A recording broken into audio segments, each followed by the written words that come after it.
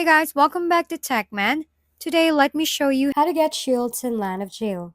Shields in Land of Jail help protect your prison from scouting and enemy attacks, making them an important defense feature. To access shields, you must first unlock the shield menu by progressing through early campaign stages and upgrading your warden's office.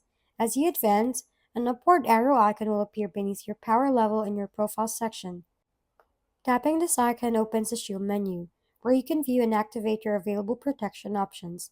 The game offers several shield types with different durations, including 2-hour, 8-hour, 24-hour, and 72-hour shields.